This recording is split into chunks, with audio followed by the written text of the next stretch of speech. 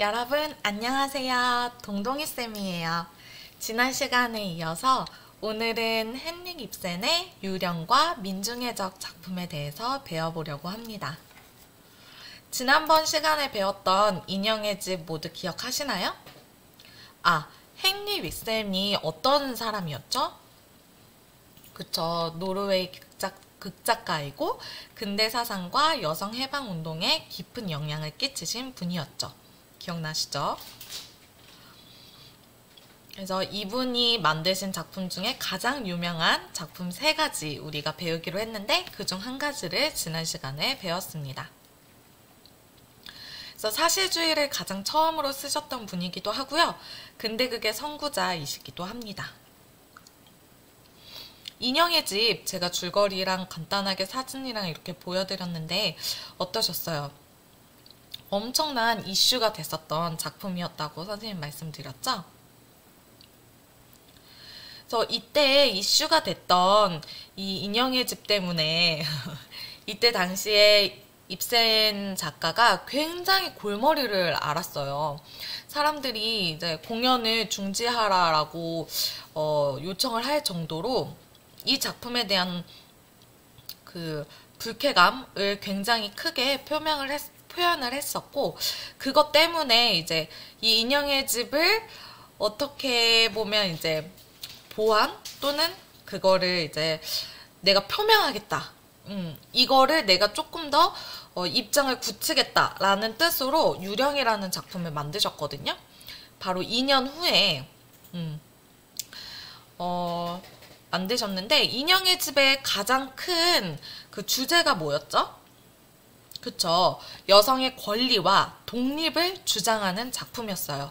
그래서 기존에 가지고 있던 어떤 사회 통념이라든지 결혼 제도라든지 이런 것들을 모두 다 타파하고 여자도 하나의 인간이다. 그래서 꼭 아내로서 엄마로서로만 살아야 되는 존재가 아니다. 하나의 사회의 객체이다. 라고 선언을 했던 그런 페미니즘적인 그런 성향이 띈 작품이라고 말씀을 드렸습니다. 이것을 이제 조금 더 입센이 더 자기의 의견을 굳히게 하기 위해서 내 말이 맞거든, 내 주장이 맞거든 라는 거를 더 견고하게 하기 위해서 만든 작품이 사실은 유령이라는 작품이에요. 제목부터가 뭔가 으스스하죠. 그래서 여기서는 어떤 걸 이야기하고 있냐면 개인의 행복을 법과 질서 또는 윤리, 도덕적인 문제 여러 가지 기준으로 너무 과도하게 개입을 하고 있는 건 아니니? 라고 질문을 던지거든요. 여기 나오는 알빙 부인이라는 이제 주인공이 나오는데 줄거리를 한번 살펴볼게요. 이 작품을 이제 처음 다루다 보니까 선생님이 줄거리가 좀 길긴 한데 일부러 좀 가져와 봤어요. 여러분들의 자세한 이해를 위해서. 제가 한번 쭉 읽어드릴게요. 알빙의 미망인, 그러니까 남편이 죽은 사람을 미망인이라고 얘기하거든요. 그래서 미망인인 알빙 부인은 목사의 설득으로 남편의 영지에서 홀로 살아가게 돼요. 원래는 집을 나왔었어요. 남편을 떠나고 자기의 아들을 외국으로 유학을 보내버려요. 7살 때. 그런데 이 목사가 아니 엄마가 그래서 되겠니? 아내가 그래서 되겠니? 라고 해서 다시 이제 남편이 건강이 악화됐을 때 집에 돌아오거든요. 그래서 남편의 영지에서 그 땅에서 홀로 살아가면서 남편이 죽은 뒤를 얘기하는 겁니다. 남편의 뜻을 따라서 자선 사업을 추진합니다. 그녀의 아들 알빙 부인의 아들 오스왈드는 어느덧 청년이 되어서 집에 다시 고향으로 프랑스 파리에서 유학을 하다가 어머니가 개원한 그 고아원을 방문을 하게 됩니다.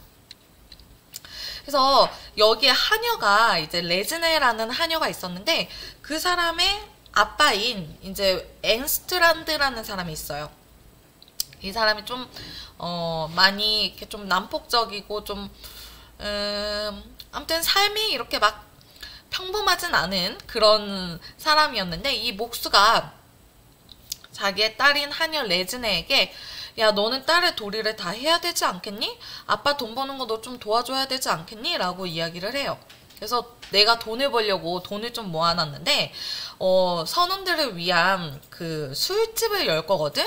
네가 거기에 여종업원이 되면 좋겠어 라고 설득을 하는데 레즈네가 거절을 하죠. 그리고 나는 조금 더 의미 있는 삶을 살 거야 라고 딱 선언을 합니다. 근데 그때 이제 이 집안의 오랜 인연이었던 만데스 목사가 이제 이 집에 방문을 합니다. 그래서 이 알빙 부인이 고아원을 이제 열려고 하던 딱 그 시점이었거든요. 그래서 봉헌식을 이제 올립니다. 근데 이 목사가 이 알빙 부인한테 여러 가지 기준에 잣대를 대면서 부인, 너 그동안 굉장히 잘못했던 거 알고 있었어요? 라고 의문을 제기해요. 알빙 부인이 내가 뭘 잘못했는데? 라고 얘기를 하니까 너는 아내로서의 그 도리를 다하지 않았잖아. 너는 엄마로서의 도리를 다하지 않았잖아. 라고 굉장히 크게 질책을 합니다. 그래서 알빙 부인이 굉장히 큰 상처를 받아요. 그러면서 대응하면서 얘기했던 게 당신은 나에 대해 잘 모르잖아요. 내가 얼마나 힘들었는지 알아요? 라고 얘기를 하면서 자기의 남편이 얼마나 자기를 힘들게 했는지, 얼마나 난폭했는지, 그리고 얼마나 많은 외도를 했는지 이런 부분들을 얘기를 해요. 그래서 그 부분을 몰랐었기 때문에 목사가 굉장히 큰 충격을 받죠. 그럼에도 불구하고 너는 그 자리를 지켰어야 돼. 네 남편이 외도를 했어도 외도를 했다는 거는 바람핀 거거든요. 다른 여자랑 자든 뭐하든 너는 그 자리를 지켰어야지. 너는 아내잖아. 너는 여성이잖아. 너는 엄마잖아. 라고 잣대를 대면서 그럼에도 불구하고 너는 네 자리를 지켰어야 돼. 라고 얘기를 해요. 그렇게 토론을 막 벌이던 중에 알빙 부인이 식당에서 아들이 레지네를 유혹하고 탐한다는 사실을 알게 돼요. 어떤 소리가 딱 들려요. 레즈네가 아! 라고 소리를 지르고 그거를 목사도 함께 보게 됩니다. 엄청난 충격을 받게 돼요. 남편의 그런 어떤 외도하는 모습이라든지 바람피는 모습이라든지 그런 어떤 정상이지 않은 모습을 아들한테 물려주고 싶지 않아서 사실은 아들을 유학을 보냈던 거였거든요. 근데 아들이 똑같이 아빠처럼 하고 있는 모습을 보고 엄청난 충격을 받게 돼요. 그러면서 어떤 유령이라는 존재가 자신의 과거를 떠올리게 하면서 괴롭히고 있구나 이런 생각을 하게 돼요.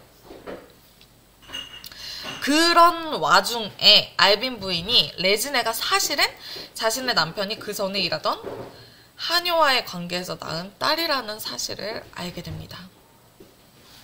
그러니까 사실은 목수 앵스트란드 딸이 아니었고요. 자기 아들이 그 전에 그 집에서 일하던 하인과 잠에 자서 아기를 낳았고 그게 레즈네였고 근데 그 사실을 모른 채 앵스트란드가 그 전에 일하던 하인과 결혼을 한 거죠. 무슨 말인지 아시겠죠? 그래서 임신한 걸 알자마자 전에 일하던 하인이 앵스트란드한테 결혼을 하자고 했고 그래서 앵스트란드는 레즈네가 자기의 딸이라고 믿고 있었던 거예요. 근데 그 모든 사실을 알게 돼요. 막장이죠. 그래서 사람들이 알고 있는 그 죽은 자신의 남편의 평판은 사실은 모두 알빙 부인의 희생과 선행으로 인해 얻어진 거를 말을 해요. 사실 이 고아원을 짓게 된 것도 자기 남편이 엄청 나쁜 사람인데 그거를 다 가리기 위해 선행으로 자기가 다 꾸민 거였고 그런 어떤 나쁜 평판을 다 가리기 위해서 그랬던 거라는 거를 설명을 하게 됩니다. 그러다가 사실 이 목사님이 이 고아원에 대해서 보험을 들지 말라고 하거든요. 근데 우려했던 걱정대로 이제 그 전에 얘기했던 앵스트란드 그 사람이 부주의로 인해서 고아원이 불이 타버려요. 이제 보험을 들지 않았기 때문에 아무런 보상도 받지 못했겠죠. 그때 또 다른 불행이 나타나는데 아들이 또 다른 유령인 자기의 아빠로부터 사실은 성병을 물려받았음을 고백을 합니다. 이 아들이 레즈네와 또 잠자리를 갖고 그 과정에서 뭐 네, 여러 가지 그런 네, 이야기를 하면서 성병을 사실은 엄마 내가 성병을 가지고 있어 라는 이야기를 하게 되고요. 그리고 아들은 그동안 자신이 모아온 아편 가루가 있는데 그거를 알빙 부인 엄마한테 주면서 나를 죽여줘 라고 요청을 합니다. 알빙 부인은 너의 병이 심해져서 이상한 행동이 계속 나타나게 되면 그때 도와줄게. 나는 네가 죽는 걸 지금 함께 할 수 없어 라고 얘기를 하고 결국 오스왈드의 자살 계획은 갑작스러운 자살을 하려고 했는데 발작을 하게 돼서 무너지게 되고 알빙 부인이 고민을 하게 돼요. 아들의 그런 요청대로 죽을 것을 내가 도와줄 것인가, 그러니까 내 손으로 아들을 죽일 것인가, 아니면 계속해서 간병을 하면서 불치병자로 살게 할 것인가, 이거를 고민을 하게 됩니다. 그러다가 이제 결심을 해야 되겠다라고 하는 순간 막이 내리는데 엄청나게 비극적이죠. 네. 그래서 사실은 이 극을 보면서 느낀 거는 이제 만약에 인형의 집에서 노라가 집을 떠나지 않았다면, 노라가 만약에 집에 있었다면 어떻게 됐을까? 어떤 그 다음 편이라고 할 수 있겠어요, 유령은? 이 여자는 계속 희생했어요. 남편이 바람 피는 걸 알면서도 희생을 했지만 결국에는 엄청난 불행만 이 여자한테 남게 됐죠. 그래서 인형의 집 후속편이라고 생각을 하면 좋을 것 같아요. 그래서 너네 너무 여성한테 너무 무리한 어떤 하나의 다수의 의견이기 때문에 주어진 어떤 그런 가치관으로 인해서 하나의 그 자유를 억압하는 거 아니니? 라는 이제 질문을 하게 된 거고, 그래서 결론적으로 얘기하면 여성에 대해서 너무 과도하게 억압하고 차별하는 거 아니니? 라는 어떤 질문을 던진 거고요. 여기서 이야기하는 유령은요, 오스왈의 아버지 세대의 그런 어떤 낡은 인습과 허상이에요. 그래서 유령이 나타나면 아들이 굉장히 그런 어떤 자기 아빠의 모습과 그런 나쁜 행동을 똑같이 따라하게 되고 그런 모습을 이제 그리고 있죠. 그래서 유령이 나타난다는 뜻 자체가 어떤 아빠 세대의 그런 낡은 허상과 그런 나쁜 습관들을 계속 물려받는다. 그러니까 어떤 여성에 대한 그런 어떤 가치관이라든지 그런 것들도 그냥 습관적으로 너네가 계속 그렇게 생각하는 거 아니니? 라고 사실은 질문을 던지고 있는 거죠. 그리고 나서 그 다음 연도에 이제 나온 작품이 민중의 적이에요. 우리가 이제 대본을 직접 함께 읽었던 작품 민중의 적이잖아요. 그래서 여기서 이야기하는 게 이제 유령도 발표하고 인형의 집도 발표하고 유령도 발표했는데 사람들의 그 비난이 정말 쏟아졌어요. 그리고 입센이 원래 제가 지난번에 말씀드렸는데 노르웨이를 잠깐 떠나서 왜 고대 미술을 막 배웠다고 했잖아요. 그래서 노르웨이 잠깐 없었는데 노르웨이 도저히 다시 돌아갈 수 없을 정도로 네, 그런 지경이었거든요.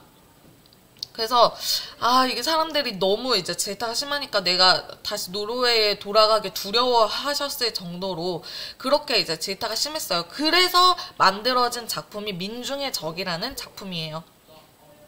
그래서 유령에 대해서 호되게 비판했던 어떤 그런 자유주의 매체들, 그러니까 신문이라든지 어떤 그런 언론들이라든지 어떤 다수들이라든지 그런 사람들을 혹독하게 이제 비난을 했던 작품이고요. 우리가 읽어봤으니까 줄거리를 다시 한번 이제 되짚어 보면 노르웨이 지역의 의사였던 스토크만 박사가 주인공입니다. 도시 발전의 핵심이었던 온천, 그러니까 이 작은 마을이 도시로 발전할 수 있는 어떤 그 핵심이 되었던 온천, 이 바이러스로 오염됐다는 사실에 문제를 제기하기 위해 해결하기 위해서 방안을 제시합니다. 하지만 시장은 스토크만 박사의 형이죠. 비용적인 문제로 비용이 너무 많이 든다. 그러면 너네 세금도 많아질걸? 이라고 하면서 문제를 숨기려고 해요.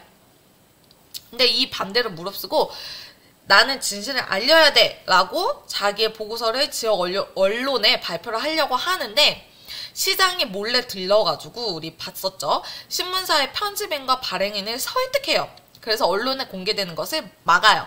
그래서 언론사마저 나 이제 안 밝히고 싶어 라고 얘기를 하고 스토크만 박사가 그래? 그러면 나는 강연회를 열 거야 라고 했는데 그것 또한 사람들 시장과 권력을 가진 사람들에 의해서 무산이 되어지고 말아요. 근데 어쨌든 그런 작게 열어진 어떤 그런 강연회에서 자기의 그 스토크만 박사가 다수의 횡포다 이거는 이거는 너네가 진실을 가리려고 하는데 사실 이게 진실이고 이것 때문에 많은 사람들 피해를 볼 수 있다라고 엄청 이야기를 하지만 자기의 그런 어떤 기대와는 달리 민중들의 적이 돼요. 반대로.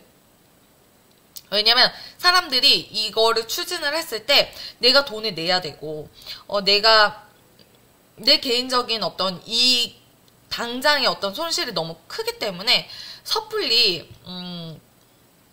그거에 동의하지 못했고 당장 나한테 떨어지는 손해가 컸기 때문에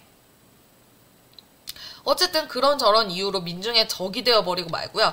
신념을 굽히기 싫었던 스토크만 박사가 어떤 많은 회유, 협박 이런 거에 굴하지 않고 미국으로 가서 진실을 폭로하려고 하는데 이 이제 박사를 사람들이 공격을 하기 시작해요. 그래서 집이 마을 사람들한테 훼손이 되고요.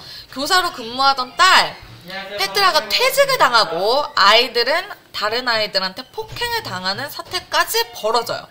그래서 결국에 스토크만 박사가 미국으로 가겠다는 마음을 바꾸고요. 내가 이 마을에 남을게 라고 얘기를 하면서 나는 끝까지 그런 잘못된 생각을 가지고 있는 대중의 횡포와 맞서 싸울 거야 라고 다짐을 하면서 그게 끝이 나거든요. 그래서 이 민중의적 작품을 이제 보면 말하고 싶은 이야기가 바로 다수가 항상 옳은 것은 아니다. 그리고 다수에 의해서 소수의 의견이 무시되고 있다. 그 소수의 의견도 존중해줘야 된다. 이 작품에서 얘기해줬던 그 대사 중에 하나가 지구가 돈다라고 얘기했을 때 모두가 다 그 얘기에 동의를 했는가? 예수님이 십자가 못 박혀 돌아가셨을 때 모두가 그래서는 안 된다고 반대를 했는가? 그렇지 않았다. 항상 다수의 의견이 옳지 않았다. 다시 한번 생각해라. 라고, 이렇게 대사를 던지는 부분이 있었는데, 저는 그 부분이 굉장히 인상적이었거든요. 그래서, 우리도 지금, 여러 가지 언론에, 회유당하고 있지는 않은지 또는 끌려가고 있지는 않은지 다시 한번 생각해주게 하는 오늘날에도 엄청난 점을 시사해주는 그런 작품이라고 생각을 했고 어떻게 보면 다수결의 원칙에 입각한 그 민주주의의 허점을 찝어낸 그런 작품이라고도 할 수 있겠어요. 그래서 이때 당시에는 입센이 엄청나게 사실은 핍박을 받았지만 이 이후에 근대 극의 선구자이고 사실주의의 이제 선구자로 이렇게 대두가 될 만큼 유명해지신 거를 보면 그때 당시에 다수도 역시 옳지 않았구나 그런 생각을 하게 하는 그런 작품이었어요.